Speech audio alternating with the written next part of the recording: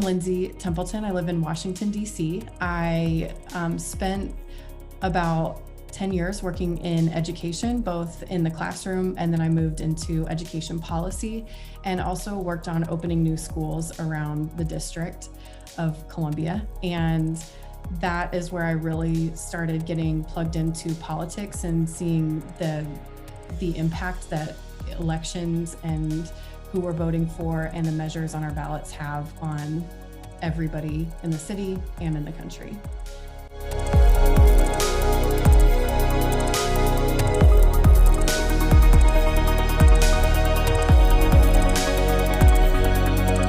What's actually on our ballots? It's really important to have an understanding of everything that's on the ballot, because when you first open that ballot up, it can be really overwhelming.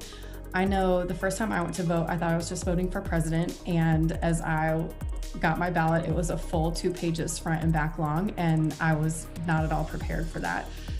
But all of these things on the ballot are actually extremely important and impactful, and our votes really matter. So the first thing that I want to talk about that shows up on the ballot is measures.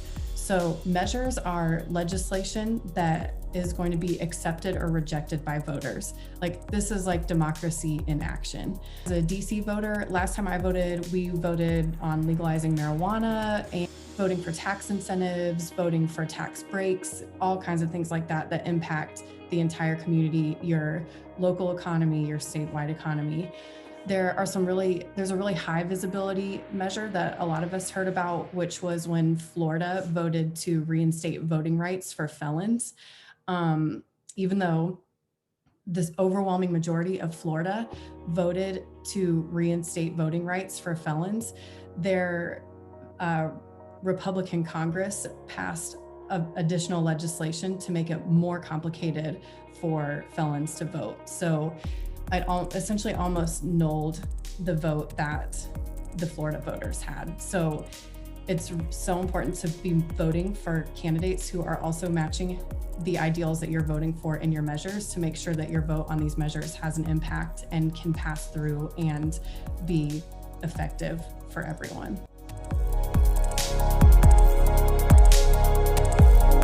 First, we have offices at the federal level.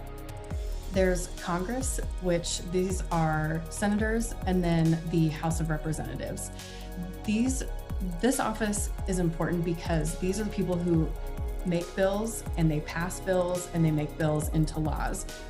Examples that you might be able to remember recently, and just in the last year, that we've seen that Senate has passed on a federal level would be healthcare bills. We've seen coronavirus relief passing or not passing through Senate and House, and bailouts for different industries throughout coronavirus.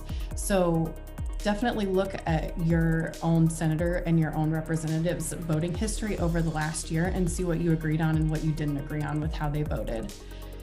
Another important thing that senators do is confirm Supreme Court judge nominations. It's really important to vote for people who agree with your ideals. The next level is the state level. Some states elect judges, but some states don't. Judges are important because they interpret laws and decide how they're applied to different people. Research the judges on your ballot, look at the past decisions that they've made and what they've followed through on, and decide who you want to vote for on election day. The next level is our state legislature. So just like we have senators and House of Representatives at the federal level, we also have them at the state level. And similar to what Congress does at the federal level, they're voting on new laws and modifying existing laws, but they're doing this at the state level. Things like abortion access, voting rights, and the way that voting rights are applied or suppressed. These are things that our state Senate and state House is passing. Public school funding or defunding, gun laws where you can and can't have guns, and things like access to welfare or food stamps and who is allowed to have them and who's not allowed to have them. Those are all things that our state legislators and our our senators, our House of Representatives, that's what they're doing for your state. So this is where it's also important to know how you feel about things like marijuana legalization, abortion, women's health, voting rights, and, open carry laws and things like that. Then another level that we vote for is the governor, which is essentially the president of your state. They handle everything statewide. Governors have really been in the spotlight lately. This information is at our fingertips this year more so than it has been in the past. If you don't like your state's response to coronavirus, if you don't like their response to police violence, if you do, you need to vote accordingly. There's also your state attorney general, which some states vote on this one and some states don't.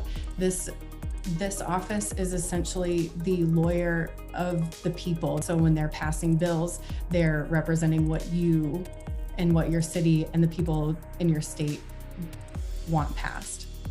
The next level is offices at your local level. These look different depending on your city or your county and how it's set up, but these are so important. These are your mayors, your city council members, your sheriffs, your county commissioners, your school board, and your Department of Education.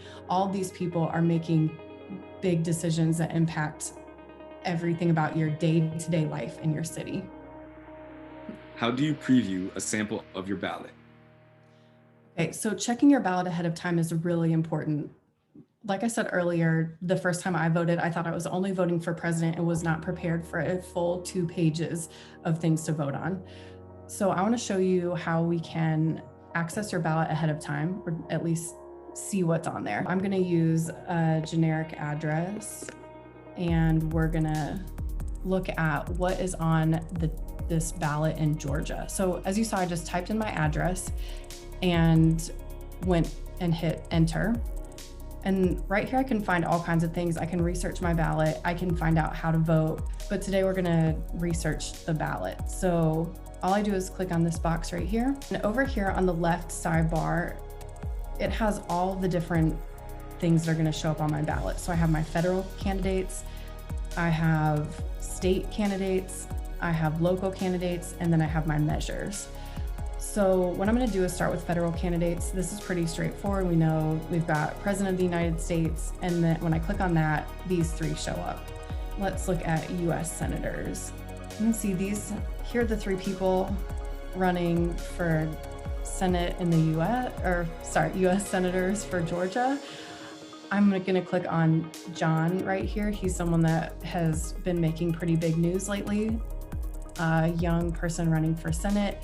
I can click on him and scroll down and I can see essentially his resume. Here's his experience, here's his education. And then down here we have his issues, and these are just buttons. I can click on any of these buttons and see where he stands. Then we have a few different Senate offices that you can check out. This one in Georgia is a really big one to be paying attention to. If you're in Georgia, please research this one. And then we have the House of Representatives. If we want to look at state candidates, same thing. And look at all, there's so many different state candidates that we're voting for. Public service commissions, that's something that's somewhat unique to Georgia and a few other states. Then we have state Senate right here, which we talked about earlier, state House of Representatives. Here's my Georgia district attorney, which is similar. This is an attorney who's representing the people of Georgia. So you're voting for this person to essentially be your lawyer in Senate. Then we have our local candidates. Then we have the measures down below this, which Georgia's voting on constitutional amendments and tax referendums. So another helpful resource for this is the Civil Review Board website, which most of us know about, but something that's really helpful is the survey and the responses.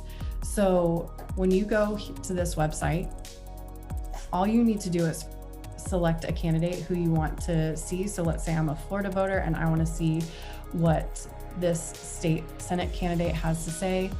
I can just click in here and look at their stance. So it's super straightforward.